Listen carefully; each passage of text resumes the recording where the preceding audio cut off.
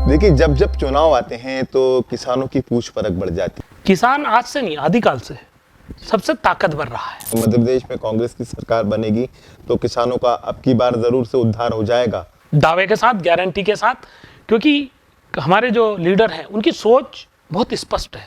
शुद्ध का युद्ध जो शुरू हुआ था 15 महीने की सरकार में, तो उसमें शुद्धता नहीं आ पाई थी। जब ये मेरी लाइफ का सबसे अच्छे कामों में से एक काम है, शुद्ध का युद्ध।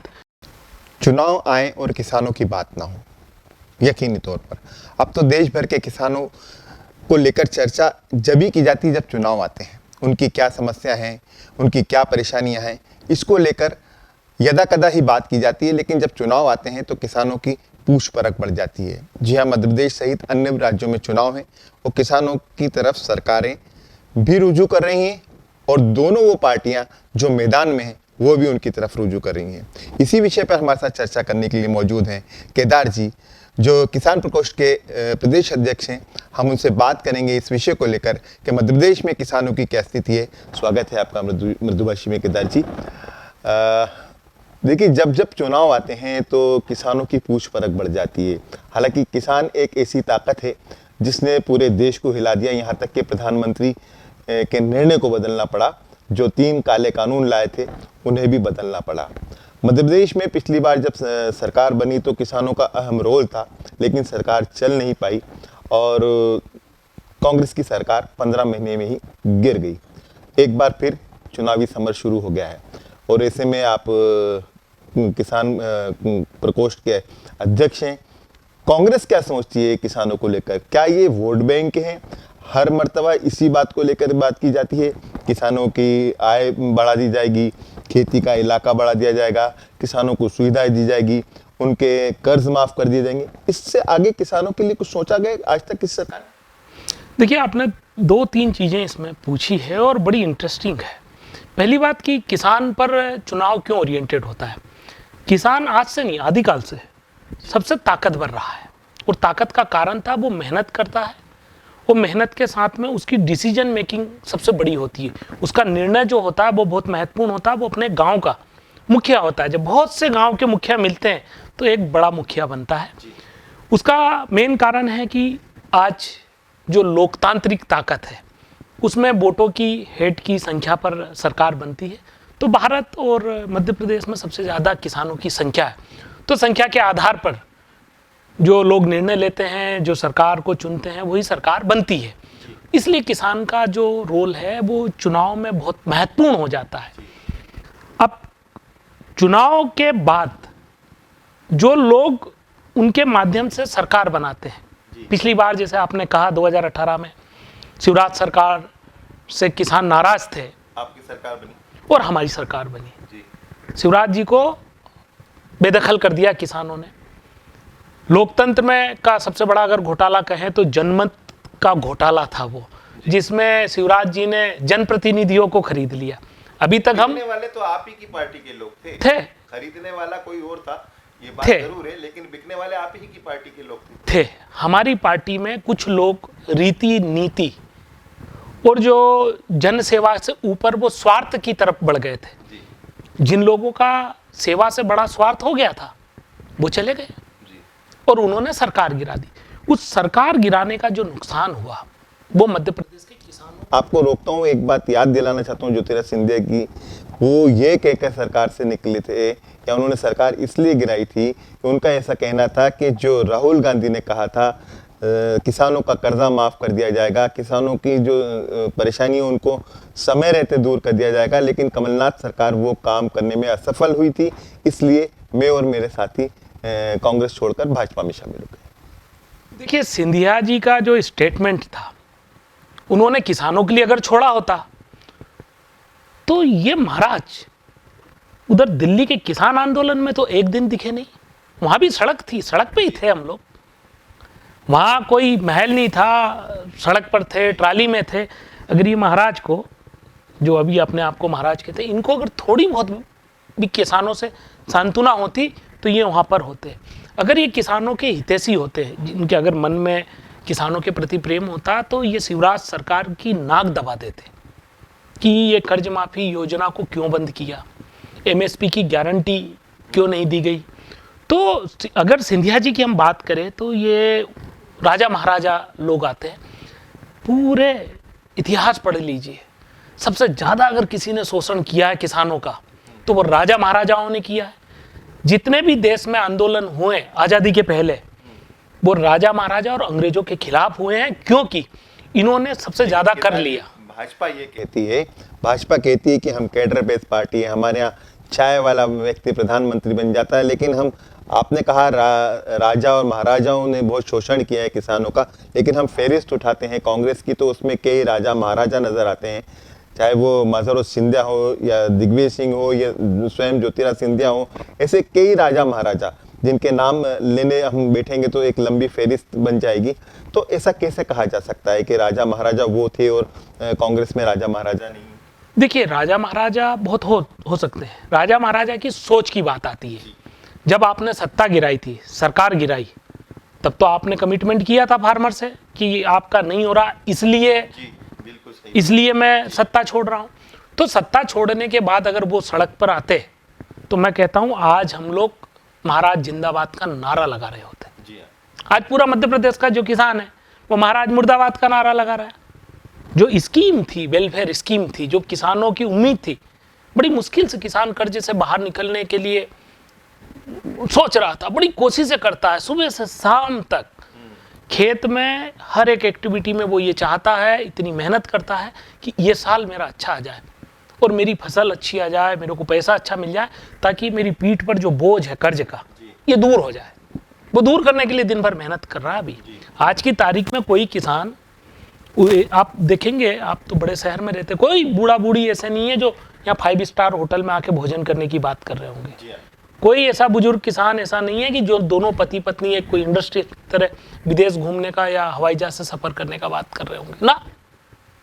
कोई बड़ी अस्पताल में अपना इलाज कराने की नहीं सोचते हैं, वो कोई बड़ी स्कूल में अपने बच्चे को दाखिला देने की बात नहीं करते हैं। प्रश्न केदार जी वहीं आ जाता है कि आखिर देश की आज़ादी को इतना वक्त बीत गया, सब सरकारें चली गई, सब सरकारें आ रही हैं, 18 साल बीजेपी ने शासन कर लिया, 15 महीने की आपकी भी सरकार रही, अब आने वाले समय में चुनाव होंगे, तो चुनाव के बाद परिणाम भी आएंगे, हो सकता है आपकी सरकार बन जाए।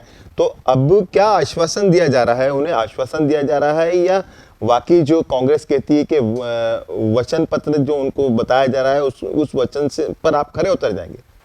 देखिए, जो मैंने पिछला टर्म 15 माह का देखा है, मेरा बहुत बड़ा राजनीतिक करियर नहीं है, पर जो मैंने 15 महीने का देखा उसमें जो कमलनाथ जी का नेतृत्व था, मेरे को उनके साथ क्लोजली काम करने का अवसर मिला। वो बहुत बारीकी से प्रॉब्लम को समझते हैं, उसको डायग्नोस करते हैं और उस समस्या से बाहर निकलने का रास्ता ढूंढते हैं। देखिए, आज की तारीख में मध्य प्रदेश का जो किसान है वो 1 लाख करोड़ के कर्जे में, ऐसा लोकसभा में कहा है। Short term, mid term, long term, crop loan, industry, जो जितने भी लोन है, ओवरऑल लोन है, वो 1 लाख करोड़ का कर्जा है किसान के माथे पे। अब जो 1 लाख करोड़ का जो कर्जा है, उस कर्जे से उसको बाहर निकालने की प्राथमिकता क्या होती? पहला तो छोटा कर्जा हटा दीजिए। जब हमारे को पता है कि 85% फार्मर जो है वो स्मॉल और मार्जिनल है, बहुत छोटे हैं, सही, उनके ऊपर आप ट्राइबल इलाके में मेरे साथ चलिए, आपको तो आप जाते ही रहते हैं, 50,000 60,000 का कर्जा उनके लिए बहुत बड़ा है। सही बात। जबकि एक व्यापारी के लिए, एक बड़ी नौकरी वाले के लिए उससे 3 गुना महंगा वो मोबाइल जेब में रखे चल रहा है, पर वो 50-60,000 के कर्ज में इस तरीके से गुथा हुआ है, इस तरीके से उलझा हुआ है उस मक्कड़ जाल में, वो अपना जीवन नहीं जी पा रहा है।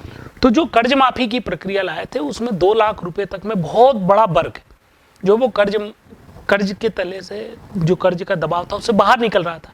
जब किसान कर्ज के दबाव से बाहर निकल जाएगा तो सरकार होती क्या है? सरकार का काम क्या है? सरकार का काम है कि अपने लोगों को स्ट्रेस फ्री रखना।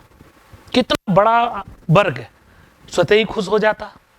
जब उसके ऊपर कर्जा नहीं होता तो वो दूसरी फसल के लिए इन्वेस्टमेंट शुरू करता, अच्छा खाद लाता, अच्छा बीज लाता।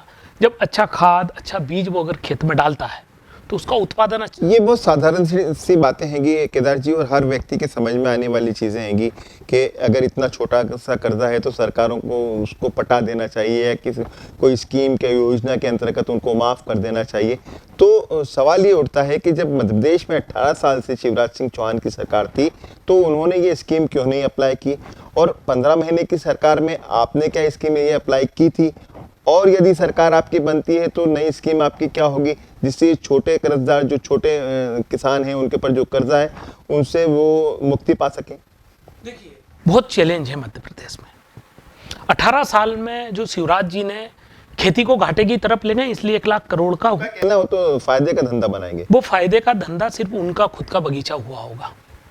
नीति आयोग की रिपोर्ट कहती है कि मध्य प्रदेश में किसानों की आय कम हुई है, ये नीति आयोग कहता है। अब नीति आयोग कहना पंजाब से ज्यादा गेहूं मध्य प्रदेश में होता है। ये अब क्षेत्रफल के हिसाब से देखिए ना, कहाँ कितना बड़ा क्षेत्र है, एक छोटा राज्य और एक बड़ा राज्य। किसके पास लैंड, हमारे पास 170-180 लाख हेक्टेयर जमीन है। अब वो उससे कंपेयर करने का जगह नहीं है। कंपेयर करने का ये जगह है कि हमारे यहाँ पर एकड़ कितना उत्पादन है और पंजाब से हमारी लागत कितनी कम है, ये चीज़ महत्वपूर्ण होती है। आज मध्य प्रदेश में पूरी अगर सही योजनाएं होती तो किसान फायदे की तरफ जाता। मध्य प्रदेश में इस टर्म में जो केंद्र से जो पैसा आता है उस पैसे का भी मध्य प्रदेश सरकार ने यूटिलाइजेशन नहीं किया। जो बजट था खेती का उसका 16, 18, 20% उपयोग हुआ, ये आपके अखबारों में छपा है। मतलब आपने यूटिलाइजेशन सर्टिफिकेट नहीं दिया, मतलब आपने जो केंद्र का पैसा आया उसका पैसा इस्तेमाल ही नहीं किया। तो आपने किसानों के वेलफेयर के लिए कोई काम नहीं किया। जो SC ST का जो किसान है उस किसान के लिए जो योजनाएं थी, अन्नपूर्णा, सूरजधारा, इस तरह की वो योजनाएं आपने बंद कर दी। जो स्मॉल और मार्जिन 85% को आपने दूर कर दिया। कुछ चुनिंदा किसानों को आपके अपने एजेंटों को फायदा देने के लिए किया। इसीलिए मध्य प्रदेश जो है खेती के उसमें माइग्रेशन, पलायन बहुत बड़ा हो रहा है, आत्महत्या बड़ी है, बैंक का कर्जा बड़ा है। मध्य प्रदेश में आए दिन हम देखते हैं कि फार्मर स्ट्रेस, अगर उसका अंदर स्टडी करते हैं तो सबसे ज़्यादा फार्मर कम्युनिटी पे है।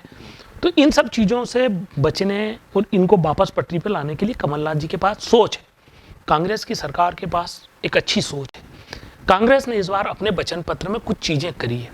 आज सबसे बड़ा चैलेंज क्या है हमारे पास? हेल्थ का चैलेंज है। अगर किसान बीमार हो जाता है तो उसको सिर्फ एक चीज़ दिखती है कि उसके घर के गहने के बेची जाए, किस तरीके से घर का गहना बेच के वो अपना इलाज कराए। भैंस बेचेगा, बकरी बेचेगा, इसके अलावा उसके पास कोई रास्ता नहीं है। फसल तो आई और बिक जाती है, नहीं तो अंत में अपनी जमीन बेचेगा। अंत में अपनी जमीन बेचेगा। इस बार कमलनाथ जी ने 25 लाख रुपए तक के इलाज की बात की है किसानों के, मजदूरों के लिए, कि हम 25 लाख रुपए तक का जो इलाज है वो सरकार की तरफ से करेंगे। ये गवर्नमेंट की जो बेसिक रिस्पॉन्सिबिलिटी है, बेसिक सोच है, उसको उन्होंने पूरा किया। दूसरा, किसानों के लिए कर्जा माफ का बात किया। तीसरा, उन्होंने कहा है कि हम खेती की लागत को खत्म सा करेंगे, कम करेंगे। बिजली के बिल 5 हार्स पावर तक माफ करने की बात की, ऊपर आधा करने की बात की, मंडी टैक्स कम करने की बात की। और एक बात कही है उन्होंने, वो मुझे लगता है वो सही तरीके से हम लोग इम्प्लीमेंट कर पाए तो वो कमलनाथ जी का पूरे ग्लोब का मॉडल होगा खेती को गरीबी से बाहर निकालने का। जो दुष्चक्र में फंसा हुआ, कर्ज के दुष्चक्र में फंसा हुआ, उसे बाहर निकाल, लागत सरकार की, मुनाफा किसान का। ये बातें कमलनाथ जी ने कही है। तो जब लागत सरकार की और मुनाफा किसान का, तो आप ये पूरे चक्रव्यूह से बाहर निकाल के ले जा रहे हैं। अब लागत कम करने के लिए देखिए, आपका सबसे बड़ा काम है कि आपको आपके मार्केट पर पकड़ रखनी पड़ेगी। 250 का यूरिया, 270 का यूरिया 500 रुपए में नहीं बिकने देंगे हम लोग। पहले दिन कार्रवाई, जिस दिन आपने ये रोक दिया। नहीं, आपकी सरकार में शुद्ध का युद्ध भी तो शुरू हुआ था, शायद वो आप ही ने शुरू करा था। शुद्ध का युद्ध जो शुरू हुआ था 15 महीने की सरकार में, तो उसमें शुद्धता नहीं आ पाई थी। जब मैं गौरवान्वित महसूस करता हूँ, और मेरे अपने जीवन के जो मैंने समय दिया किसान राजनीति में और किसानों के वेलफेयर के लिए, ये मेरी लाइफ का सबसे अच्छे कामों में से एक काम है। शुद्ध का युद्ध पूरे देश में खेती एक ऐसी चीज़ है जहाँ पर कोई टेस्टिंग नहीं है, पूरा नकली और अमानक। 60-70% जो इनपुट है, एग्री इनपुट, वो अमानक और सब स्टैंडर्ड है। उसके कारण क्या हो रहा है कि एक तो किसानों की लागत बढ़ रही है, 2-3-4 स्प्रे करना पड़ता है, रिजल्ट नहीं आता है। सही समय पे अगर डिसीज़ का, इंसेक्ट का कंट्रोल नहीं होता है तो प्रोडक्शन भी डाउन होता है और क्वालिटी भी डाउन होती है। उसका सीधा इम्पेक्ट है बाजार, उसके प्राइस पर। आप एमएससी एग्रीकल्चर हैं, आप तो तमाम तरह की पढ़ाई करे हुए हैं कृषि को लेकर। जैसे भी आपने कहा कि 3 बार स्प्रे करना पड़ता है, तो जो चीज़ें ये बनाई जाती हैं, जो भी कीटनाशक हैं, इन सारी चीज़ों से जो साइड इफ़ेक्ट्स हो रहे हैं, जो लोग बीमार हो रहे हैं, वो अपनी जगह है। लेकिन क्या सरकार इस तरफ कभी नहीं ध्यान देती कि जो यूरिया बन रहा है वो कहाँ बन रहा है, उसकी क्वालिटी क्या है, जो आपके कीटनाशक बन रहे हैं जो वो कहाँ बन रहे हैं, बीजों की क्वालिटी क्या है और इनका उपयोग कब कहाँ कैसे किया जाना चाहिए, जो दवाएं छिड़की जाती हैं उनकी मात्रा कितनी होना चाहिए, क्योंकि इस तरफ कब ध्यान दिया जाएगा। जैसे आपने स्वयं ही कहा कि 3-3 मरतबा इसको स्प्रे करना पड़ता है, तो ऑब्वियसली अगर आप 3 मरतबा, अगर एक चीज़ पर 3 मरतबा कोई चीज़ स्प्रे करेंगे और वो आर्टिफिशियल है, बनी हुई है, ऑर्गेनिक तो है नहीं, तो ऐसे में उसके साइड इफेक्ट्स तो आम लोगों पर भी होंगे। देखिए मैं आपकी बात से इत्तेफाक रखता हूँ। हॉस्पिटलों में जो भीड़ लगी है ये सबसे ज़्यादा खान पान के कारण, खराब खान पान के कारण है। अभी इस चीज़ों को देखिए, दोनों हमारे लिए बड़े चैलेंज हैं देश में, पॉलिसी मेकर के लिए दोनों बड़े। एक आपके लोग जो देश का 60-70% जनसंख्या जिस खेती पर है उसको गरीबी परेशानी से बाहर निकालना, और दूसरा आपकी 100% जनता को, 100% किसान भी वही खाता है जो उगाता है, उसको अच्छा स्वास्थ्य देना। ये दो बड़े चैलेंज हैं। इससे निपटने के रास्ते हैं, ऐसा नहीं है कि सारी जगह रास्ते बंद हो। अभी हमारे को देश में एक एग्रीकल्चर इनपुट का ई-वे बिल होना चाहिए कि कौन सा केमिकल कितनी मात्रा में बाजार में बिक रहा है। अभी भारत सरकार के पास, मध्य प्रदेश सरकार का मैं आपको चैलेंज के साथ कह देता हूं कि कौन सा केमिकल कितने लीटर बिक रहा है, इनसे पता कर लीजिए, महीनों निकल जाएंगे, एग्जैक्ट डेटा पता नहीं पड़ेगा। पहली बात है कि हमको वो जो इंसेक्टिसाइड, पेस्टिसाइड जो भी हम यूज़ कर रहे हैं, जो केमिकल है उसका नेचर पता करना पड़ेगा। उस नेचर के बाद में हमें R&D करनी पड़ेगी, उसका अल्टरनेट लाना पड़ेगा। नहीं कह रहे, ये तो सभी मापदंडों से गुजरने के बाद ही बाजार में आते होंगे ना बिकने के लिए। ऐसे तो कोई बेच नहीं सकता, क्योंकि आपने खाद के लिए लाइसेंस जारी कर रहे हैं, कीटनाशक बेचने के लिए लाइसेंस जारी कर रखे हैं, तो इनका मापदंड तो होगा, सरकार ने कुछ तो मापदंड तय किया होगा। या मापदंड तय नहीं है तो फिर किस आधार पर ये बिक रहे हैं, और अब तक क्यों बिक रहे हैं, और किसान उसका इस्तेमाल क्यों कर रहा है, और आप जैसे किसान नेता अब तक उसका विरोध क्यों नहीं कर रहे हैं, ये बड़ा प्रश्न है। हमने इतना ज़्यादा विरोध किया, हर बार विरोध कर रहे हैं। ये सब जो हो रहा है इसका एक ही मापदंड है, कमीशन। कमीशन दीजिए, पैसा दीजिए, आप खराब को असली करा लीजिए। आज मध्य प्रदेश में सिंगल सुपर फास्फेट की मैं बात कर रहा हूँ, आप मेरे साथ चलिए, 2-3 ब्रांड को छोड़ दीजिए, बाकी मध्य प्रदेश में जो 22 ब्रांड है वो सारे के सारे सब स्टैंडर्ड है। 16% जो होना चाहिए वो 4% नहीं निकलेगा। आप अपनी लैब में करा के देख लीजिए, मैं दावे के साथ आपसे कह रहा हूं। क्यों? क्योंकि वो कमीशन दे रहे हैं। लेब पूरी तरीके से, जो केमिकल की लेब है वो रिमोट कंट्रोल हो चुकी है मिनिस्टर के यहाँ से। जो कंपनी वाला पैसे दे के जाएगा उसका पास, जिसने नहीं दिया उसका फेल। जहां सरकार को ईमानदारी रखनी चाहिए थी, जहां सरकार के जो मंत्री हैं जो राजभवन में शपथ लेते हैं उसकी निष्ठा रखनी चाहिए थी। उन मंत्रियों को पूरे मध्य प्रदेश, जिस तरह का आपका आरोप है उससे तो ये साबित होता है कि सरकार में बैठे लोग वो भी जो चीज़ खा रहे हैं अच्छी नहीं खा रहे हैं, और जो प्रदेश के लोगों को भी खिला रहे हैं वो भी अच्छी नहीं खिला रहे हैं, यानी सीधे सीधे स्वास्थ्य के साथ खिलवाड़ कर रहे हैं। जब उन्होंने अपने ईमान के साथ खिलवाड़ कर लिया है तो लोगों का स्वास्थ्य उनके लिए कहाँ मायने रखता है। आज की तारीख में लोगों का सोशल वेलफेयर का तो बात ही कहाँ हो रहा है, सोशल जस्टिस का बात कहाँ हो रहा है। सारे लोग तो बिजनेस पॉलिटिक्स कर रहे हैं, पैसे से चुनाव जीतना, पैसे से खरीदना, पैसे से पद लेना, पैसे से एडवर्टाइजमेंट कराना, तमाम चीज़ों का तो बिजनेस पॉलिटिक्स हो गया। हर चीज़ जो एक लोकतंत्र में राजनीति एक सेवा का भाव था उसको धंधे का भाव बना दिया है। तो जहाँ आपका बिजनेस माइंड हो चुका है, जहाँ आपने सेवा को बिजनेस की ओर कर दिया, तो फिर तो ये बातें करना एक तरीके से मुझे काल्पनिक लगती है। धैर्य नहीं बचा। अगर आपका धैर्य है तो सरकार में वो ताकत है कि वो किसी भी चीज को एक पल में रोक सकती है। इतनी ताकत होती है सरकार में, परंतु भाव ही नहीं वो। इसलिए आज किसान परेशान है, इसलिए आज मजदूर परेशान है, इसलिए आज आम जनता परेशान है। सभी जगह आपको मध्य प्रदेश में कांग्रेस की सरकार बनेगी तो किसानों का अब की बार जरूर से उद्धार हो जाएगा? दावे के साथ, गारंटी के साथ, क्योंकि हमारे जो लीडर हैं उनकी सोच बहुत स्पष्ट है। वो चाहते हैं कि कुछ इस तरीके का रोड मैप बना के जाए जिसे लोग फॉलो करें, और वो उसमें करने के लिए है। ये जो कर्ज माफ़ी, शुद्ध का युद्ध है, हम कोऑपरेटिव को मजबूत करने की बात कर रहे हैं, दूध पर 5 रुपया देने की बात कर रहे हैं, हेल्थ की बात कर रहे हैं, फार्मर के लिए हम हेल्थ इंश्योरेंस लाने की बात कर रहे हैं, 65 साल से ऊपर का जो किसान है उसको हम लोग सामाजिक न्याय की जो पेंशन है वो देने की बात कर रहे हैं, बच्चों का जो स्कूलिंग जो है उस पर हम लोग स्कॉलरशिप देने की बात कर रहे हैं, स्कूल में कम खर्चे में पढ़ाने की बातें कर रहे हैं। जो कुल मिला के जो एक पैकेज बना रहे हैं कि किसान स्ट्रेस से बाहर निकले, एक सामान्य खुशहाली का जीवन जीने की तरफ जाए। सरकार का जो मूल उद्देश्य होता है उसका एक ही उद्देश्य जो मुझे आया समझ में, वो है कि उस प्रदेश की जनता है वो खुशहाल रहे। केदार जी, मेरा आपसे अंतिम सवाल है, क्या लगता है आपको मध्य प्रदेश में किसानों के बल पर एक बार फिर से क्या कमलनाथ जी की सरकार बन जाएगी? वैसे तो आप कमलनाथ जी के बहुत नज़दीक है और अभी जो मैनिफेस्टो बनाया, जो घोषणा पत्र बनाया, उसमें भी किसानों को लेकर आपने अपना अहम रोल प्ले करा है, वो किसानों की बात आपने ही रखी है। तो क्या ये बातें किसानों तक पहुंचेंगी? किसान आपकी इन वचनों पर अभी से यकीन कर रहे हैं सरकार बन पाएगी, नहीं बन पाएगी? और बन पाएगी तो वाकई क्या इतनी मजबूत सरकार होगी जो गिरेगी नहीं और किसानों के लिए वो सब करेगी जो किसान उम्मीद कर रहा है? इस बार किसानों ने ठान लिया है।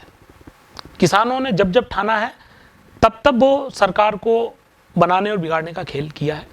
इस बार किसानों ने ठाना इतनी मजबूत सरकार बनानी है कि जो व्यापार की बिजनेस पॉलिटिक्स करने वाली जो भाजपा है वो नज़र तक ना उठा पाए।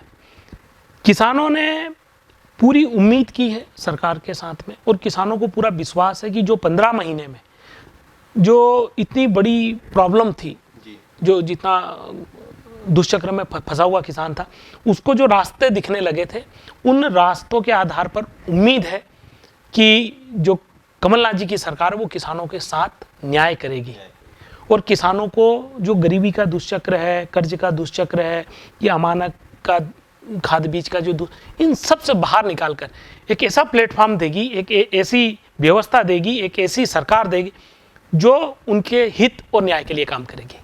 जी, बहुत बहुत शुक्रिया। हमसे बात कर रहे थे कैलाश सिरोहिया जी, जो किसान नेता हैं, और किसानों की जो कांग्रेस ने जो मैनिफेस्टो जारी किया है उसमें जो किसानों के मुद्दे हैं वो सिरोहिया जी ने ही तैयार किए थे, और उन्हें उम्मीद है कि इस बार जब मध्य प्रदेश में कांग्रेस की सरकार बनेगी तो किसानों के दुख दर्द पूरी तरह से मिट जाएंगे, ख़त्म हो जाएंगे, क्योंकि 15 महीने की कांग्रेस सरकार ने किसानों को वो कर दिखाया था जो कोई सरकार नहीं कर पाई थी।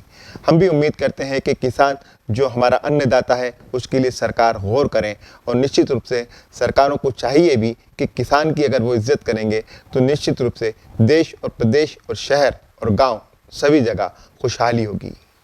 धन्यवाद।